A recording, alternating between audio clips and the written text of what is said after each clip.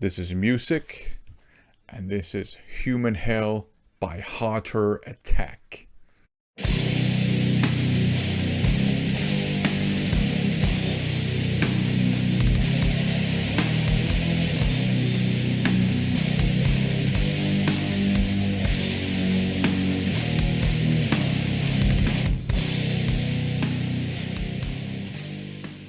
So welcome to another video where I just highlight an item from my collection and basically just talk about it. And this time we're looking at Human Hell by Harter Attack. This is a thrash metal release, a crossover thrash from 1989. Harter Attack, that's an American thrash metal band, crossover band with ties to Nuclear Assault. That's what it says. On the hype sticker here, it says features members of Nuclear Assault. And what that really means is you don't have members from Nuclear Assault being members of this band. But Glenn Evans from Nuclear Assault produced it and co-wrote 2 songs. And Dan Lilker co-wrote 1 song.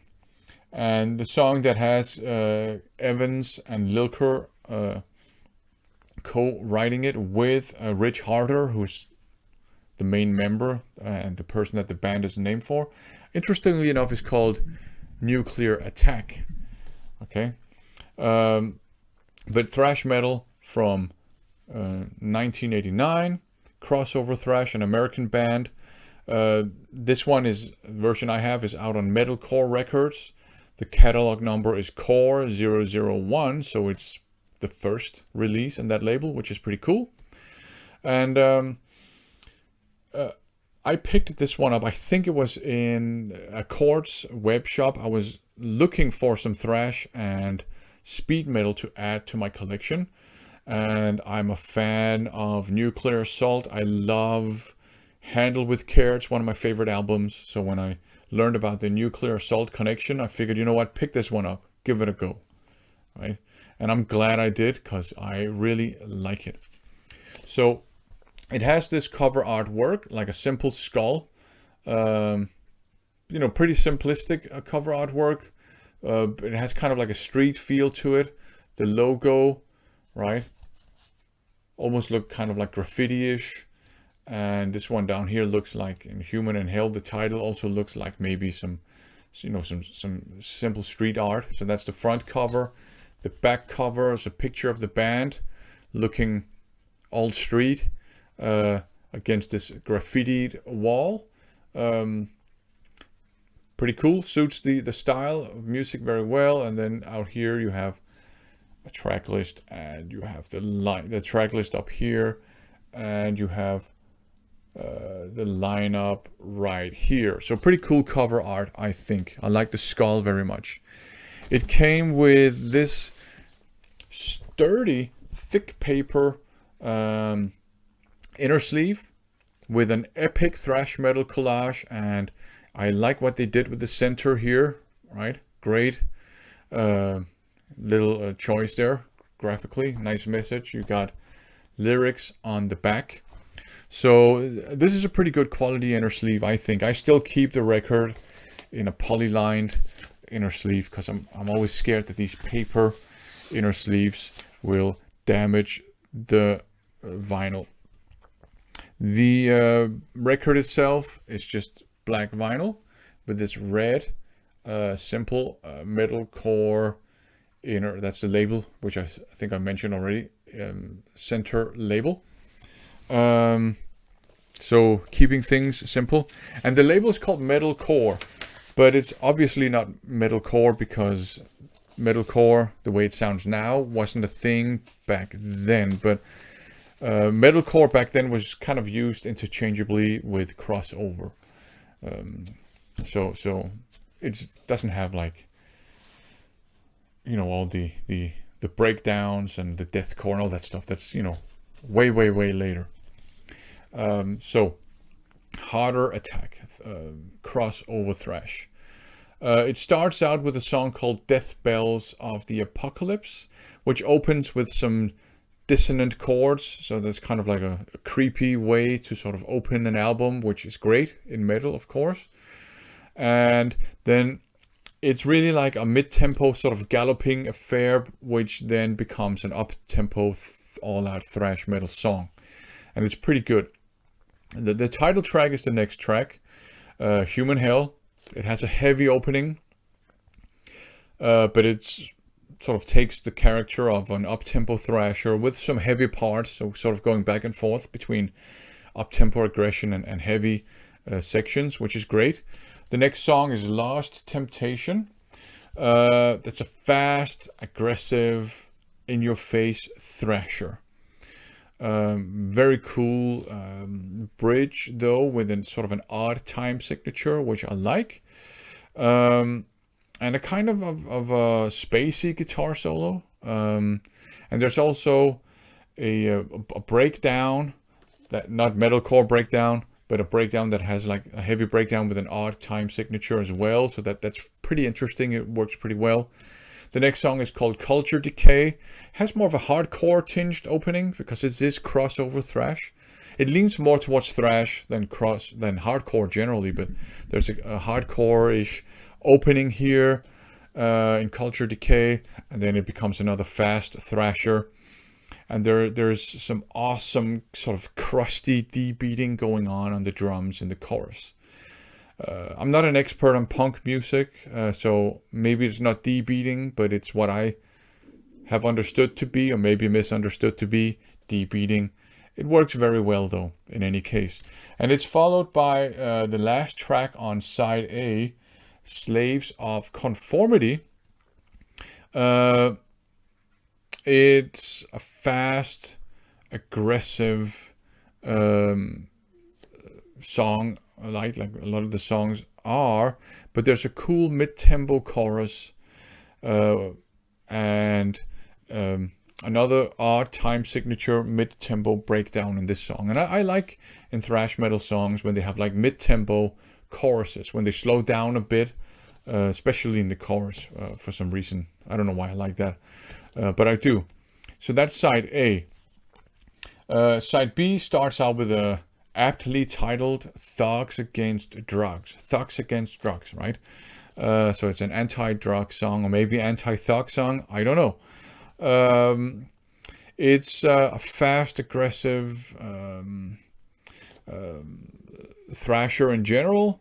But it does have like a heavy opening, actually quite heavy opening, with again some odd time signature stuff going on.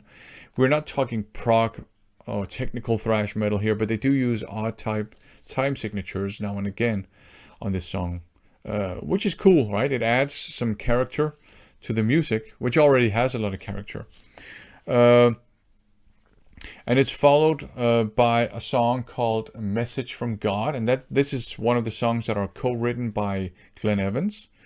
And it's fast, it's aggressive, thrash metal, in your face, which is what we like, right? And it's followed by a more of a mid-tempo thrash song called Symbol of Hate. And this one has, the chorus is more hardcore leaning, I think. So again, you got some hardcore elements popping in, and it works very, very well. And the next song is Nuclear Attack, and that's the one that's written by Rich Harter, because he's written all of the songs, but it's co-written by Glenn Evans and Dan Lilker. So Nuclear Attack, featuring a member of, or co-written by a member of Harter Attack and two members of Nuclear Assault. So I guess it's Nuclear Attack. I guess it's a fitting title. It's an instrumental, and it's a great thrash metal instrumental. Just check it out. And it's followed by the song Let Sleeping Dogs Die. So a great little pun there, although I'm not in favor of dogs dying. But that's the name of the song, title of the song. I think it's a cool title. You know, I like puns. I like dad jokes. This is not a dad joke, but they're also built on puns. Anyways, this one has a lot of hardcore elements and kind of reminds me a bit of Agnostic Front at times. and some pretty cool double bass drum going on. So Let the Sleeping Dogs Die, the last track on this album. Harter Attack, Human Hell, crossover thrash, more leaning towards thrash than hardcore, but you got hardcore elements popping in. You have a Nuclear Assault connection. It's fast, it's aggressive, it's I wouldn't say it's sloppy. That's too harsh. Sloppy can be good. In punk music, sloppy is good. But it's fast, aggressive, sort of captures the punk, hardcore punk spirit that way. There are lots of breakdowns. Not your modern metalcore breakdowns, but lots of breakdowns, mosh-friendly, old-school breakdowns in this album, which I really like. The vocals are shouty, angry, shouted vocals. So angry to the point that sometimes his voice breaks. So it sounds like a really angry guy yelling at you in the street because you've done something he didn't like. So, and that's pretty cool. I like it. It fits the mood of this record very well, and I actually kind of like it when his voice even breaks. That's great stuff. There is not a lot of palm muting here.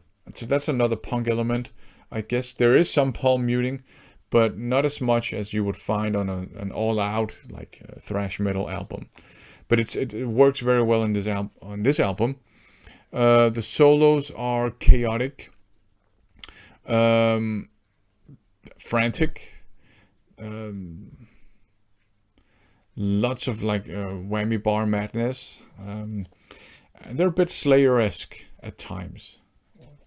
And, you know, that's not bad at all.